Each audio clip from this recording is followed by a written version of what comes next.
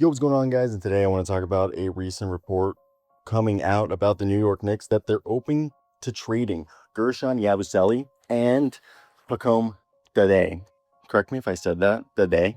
Now, Pacome is making like 2.8, Guerschon making 5.5. I said it repeatedly. We know they're interested in Jose Alvarado.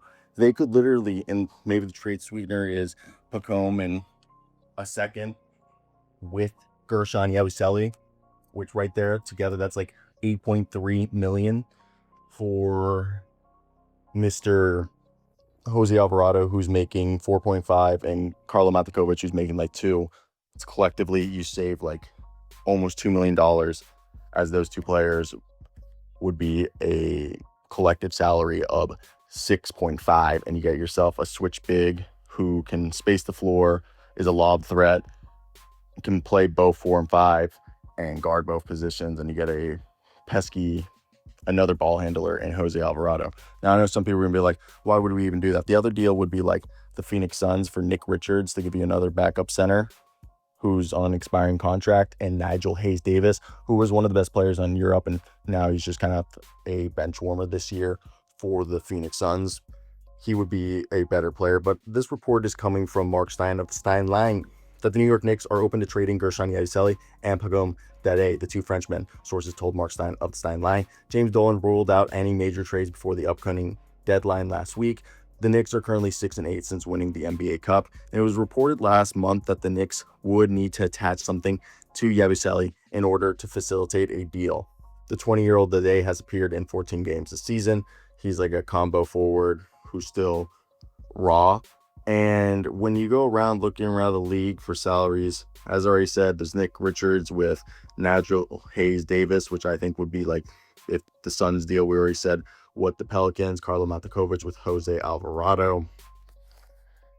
I doubt that you would call up Boston and ask for like Chris Boucher and Xavier Tillman. Like, that's not like solving anything for them. So you continue to scour the league because that's 8.3. Maybe they want to save a little bit of money, maybe it's not a priority. They could just use the match exactly, but I assume that they probably want to save some money and find a team that's trying to sell a player. To me, I think it becomes a little bit difficult to find like the perfect guy outside of those two trades that I just told you guys, unless like they're trying to take on like Chris Paul and Kobe Brown, two expirings, and right there, those two together make 6.2. Because Brook Lopez would be 8.7, and it's not like Brook Lopez would be solving their problems. The Memphis Grizzlies have John Conchar, but they don't have a big that I think is the main thing they want to look for, and then probably a wing. Another ball handler would be nice, but like I don't think it's a priority. And outside of the two teams that I just mentioned, the Sacramento Kings have Dario Saric and Devin Carter, who together make 10.3 right there. Not ideal. So Devin Carter and Doug McDermott make 8.5, and Dario Saric and Doug McDermott make 9. And they have Drew Eubanks and Precious Achiuwa. I don't think they're going to bring back Precious Achiuwa. And he wasn't eligible to be traded till, I think, close to the deadline or past the deadline. So that's where you look at this, and I think the deals are far and few between, and what would be of value for them to do. Because outside of that, I mean, a Kevin Love, Spi Mykhailiuk is 7.8, basically. That's not a terrible trade. You get a shooter and you get a switch, basically an undersized big who's just a passer. Not like a great pickup. And that's the problem is a lot of these. I mean, there's Ochai Agbaji, who's making 6.3. Maybe you can pry off Jonathan Magbo, and together they make about 8.3. I think that's my favorite deal outside of the my favorite deal is Jose Alvarado and Carlo Matikovic, then Nick Richards and Nigel Hayes-Davis. My third deal would be Ochai Agbaji and Jonathan Magbo, who's a rebounding big, undersized big, can't do much, while Ochai Bashi's an undersized 4.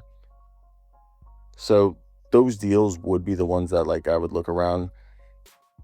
I doubt they would be able to get like a Jeremy Soham, nor would he like be what they would need right now. So that's the other thing.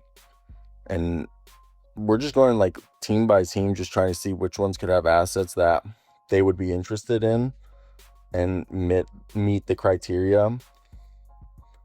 Like Duop. I don't know why I struggled right there. Duop Reith on the Portland Trailblazers and Ryan Rupert gives you a combo big and a swingman, who collectively they're making like $4.5 million, just under.